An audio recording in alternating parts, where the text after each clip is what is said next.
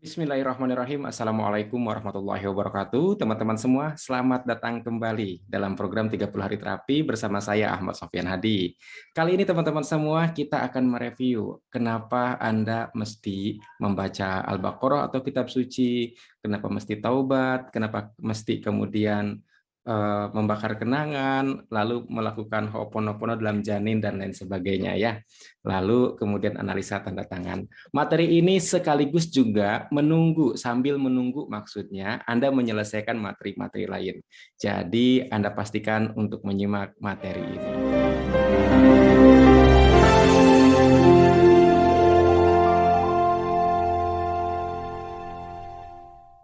Oke, teman-teman semua, saya dibantu maksudnya ya, dengan whiteboard.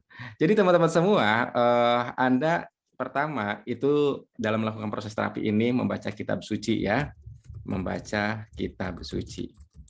Lalu setelah itu proses taubat. Lalu setelah proses taubat yang Anda lakukan adalah melakukan Ho'oponopono saat janin dan lain-lain. Kemudian membakar kenangan. Dan terakhir materinya adalah analisa tanda tangan ya. Analisa tanda tangan. Nah, teman-teman semua, saya ingin menceritakan kepada Anda agar Anda paham gitu loh, bahwa ini baru ada 5 materi, 5 tugas sebenarnya ya. Baru ada 5 tugas. Dari nanti sekian banyak tugas-tugas yang lain. Tugas-tugas ini teman-teman semua jangan dilompat. Anda mesti melakukan satu selesai, baru Anda melakukan tugas berikutnya. Kenapa? Karena teman-teman semua dasarnya itu mesti kuat, pondasinya mesti kuat. Anda mesti paham bahwa yang melakukan terapi kepada kita, hakikatnya itu bukan dari kita, tetapi Allah, Tuhan, teman-teman semua ya. Anda tercabut seluruh luka batin, itu bukan karena kuasa Anda, pun bukan karena kuasa saya, tetapi kuasa Allah. Jadi penting sekali untuk minta tolong kepada Allah. Penting sekali untuk dekat kepada Allah. Maka satu-satunya cara adalah dengan banyak beribadah kepadanya. Dalam hal ini teman-teman semua membaca kitab suci. Pertanyaannya adalah kenapa mesti taubat? Pak, dosa saya banyak. Teman-teman, sebenarnya tanpa Anda melakukan taubat, Anda juga mesti bertaubat. Benar nggak? Sebelum kita mati, kita mesti bertaubat. Daripada kita kemudian ditagih di akhirat, lebih baik kita sadar sekarang dan kita taubati sekarang. Ingat, umur nggak ada yang tahu.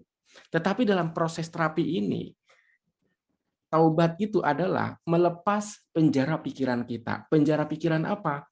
Ketika seseorang berdosa, sadar tidak sadar, hatinya gelisah, teman-teman semua. Kenapa? Karena dosa adalah melawan hati nuraninya sendiri. Di mana hati nurani itu adalah terbenam sifat-sifat Allah, sifat-sifat Tuhan dalam diri kita. Ketika kita melakukan dosa, sebenarnya kita seperti melanggar hati nurani kita sendiri, dan itu menciptakan kegelisahan.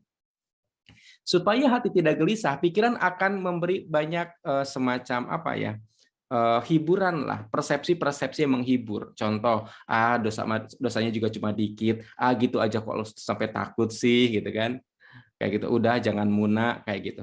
Jadi itu adalah persepsi-persepsi yang dibikin agar hati kita lebih tenang sebenarnya. Tapi sebenarnya persepsi itu keliru, teman-teman semua. Persepsi-persepsi itu seringkali membatasi diri kita sendiri. Lama-lama kita menjadi seperti berjarak dengan Tuhan. Contoh, kalau ada orang sedang judi, lalu di sebelahnya ngaji, maka kalau yang judinya banyakan, yang ngaji itu dianggap mengganggu. Lu ngapain sih ngaji di sini? Sana, sana, sana, gitu loh. Kenapa? Karena sebenarnya kebenaran dengan keburukan tidak bisa digabungkan. Ketika hati kita banyak keburukan, maka hati kita tidak akan menerima kebenaran. Itu faktanya. Maka inilah yang kemudian memenjara kita. Maka kita mesti melepas, teman-teman semua, mesti melepas. Jadi taubat adalah tujuannya melepas dari penjara pikiran. Dari penjara pikiran. Oke. Penjara pikiran yang mana? Tadi persepsi-persepsi keliru yang kita nggak sadar. Contoh, teman-teman semua, persepsi keliru adalah bahwa ini nggak sadar nih ya, kalau nggak kerja mana mungkin dapat rezeki.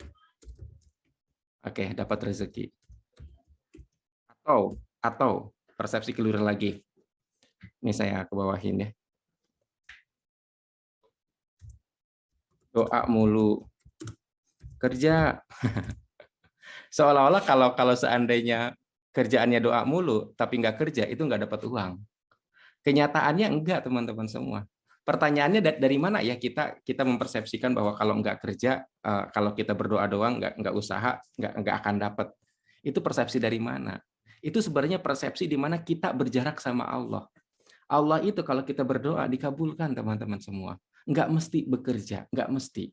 Lalu kenapa dong kita bekerja? Bekerja adalah bentuk rasa syukur kita. Bekerja adalah bentuk ibadah kita kepada Allah. Jadi bukan untuk menghasilkan uang. Kalau Anda ingin uang, cukup minta kepada Allah. Tetapi ibadah pekerjaan-pekerjaan kita hakikatnya adalah amal ibadah-ibadah kita. Bentuk rasa syukur kita, bentuk pengabdian kita kepada Sang Pencipta. Nah, persepsi ini nggak bisa muncul tiba-tiba. Persepsi ini bukan sekedar wilayah pikiran gitu loh, tapi juga wilayah rasa, wilayah spiritual. Maka sekali lagi penting teman-teman semua untuk mendekatkan diri kepada Allah. Dengan kata lain, proses Anda bertaubat adalah perjalanan Anda menuju dekat dengan Tuhan. Jadi tuntaskan teman-teman semua, jangan sampai kita terbebani dengan taubat-taubat kita. Wah gila ya, panjang banget, kapan beresnya gitu kan. Tenang, Allah sangat bahagia ketika seseorang kembali kepada Allah, mengingat dosa-dosanya, lalu mohon ampun. Kayak gitu ya. Nah, selanjutnya adalah kenapa kita mesti melakukan Ho'oponopono saat janin dan lain sebagainya, teman-teman semua. Kita nggak pernah tahu apa persepsi orang tua kita saat kita dalam kandungan. Nah, bisa jadi persepsinya negatif sehingga memicu emosi kita negatif. Nah, kita perlu memutus ini, teman-teman semua. Dengan cara apa? Pikiran tuh nggak tahu sebenarnya. Pikiran kita tuh nggak tahu itu nyata, itu bohongan. Maka caranya adalah kita bayangkan aja seolah-olah kita dalam kandungan, lalu Ho'oponopono masa kandungan itu. Sebenarnya teknik ini juga bisa dipakai ketika Anda merasa kesulitan mengatasi anak Anda sendiri, terutama bagi para ibu. Yaitu bayangkan anak Anda masih dalam janin, lalu lakukan Ho'oponopono. Nah, dengan kata lain, terapi kita itu benar-benar berurut, teman-teman semua. Perbaiki persepsi terhadap Tuhan, perbaiki spiritualnya dulu, setelah itu perbaiki kehidupan kita dari mulai janin. Kayak gitu ya. Nah, lalu membakar kenangan. Kenapa kita perlu membakar kenangan? Toh nanti juga akan di Ho'oponopono lagi. Teman-teman semua, proses Ho'oponopono itu ketika emosinya sangat intens, itu bisa mengguncang, bisa mohon maaf muntah, bisa kemudian badannya tidak nyaman. Nah, kami ingin dikupas sedikit demi sedikit. Jadi Anda disuruh mengenang dulu, tapi tidak melakukan terapi, mengenang aja dulu, setelah itu Anda bakar sambil mengucapkan Ho'oponopono atau kata-kata kepasrahan, menyerahkan kepada Allah. Tujuannya biar apa? Biar ketika Anda melakukan terapi yang intensnya, itu tidak terlalu berat gitu loh. Jadi seperti itu ya, itu salah satu alasannya. Kenapa? Karena Anda akan melakukan analisa tanda tangan. Analisa tanda tangan itu luar biasa, teman-teman semua. Luka batin yang tersimpan yang nggak disadari itu bisa kebongkar semua. Nah, karena ini cukup luar biasa, Anda disuruh untuk membakar kenangan dulu. Nah, bagaimana kalau seandainya Anda lompat? Anda sedang mempersulit diri sendiri. Kenapa? Ketika Anda langsung masuk ke analisa tanda tangan, tapi kemudian baca Al-Baqarahnya nggak beres, kemudian taubatnya juga nggak tuntas, dampaknya apa? Spiritual Anda, mohon maaf, tidak sempurna, kayak gitu ya. Begitu masuk ke terapi, Anda sandarannya nggak kuat. Anda bisa lama, teman-teman semua. Bisa lama terapi Ho'oponopono itu. Bisa berhari-hari nggak beres-beres, berminggu-minggu nggak beres-beres, berbulan-bulan nggak beres-beres, coba itu. Karena sandarannya nggak kuat. Jadi saran saya teman-teman semua, ikuti program ini secara disiplin. Anda tidak perlu membandingkan diri Anda dengan orang lain. Tujuannya bukan garis finish. Ingat. Oke, tujuannya bukan garis finish, tetapi tujuan program ini adalah Anda selesai. Oke, sekali lagi, tujuannya bukan garis finish, tetapi Anda rilis satu persatu. Beban-beban hidup Anda dilepas satu persatu. Setuju? Jadi poinnya bukanlah program ini, tapi poinnya adalah Andanya. Yang berharga adalah Andanya, bukan program ininya. Program ini adalah untuk melengkapi Anda. Jadi sekali lagi, tidak perlu membanding-bandingkan diri sendiri sama orang lain. Kami insya Allah bersabar menunggu Anda gitu ya. Silahkan tuntaskan secara berurut, dan meskipun katakanlah udah selesai seluruh materi dan Anda masih mencicil, masih menunggu, tidak apa-apa. Tidak apa-apa, kayak gitu ya. Oke, teman-teman semua, itu saja. Terima kasih. Assalamualaikum warahmatullahi wabarakatuh.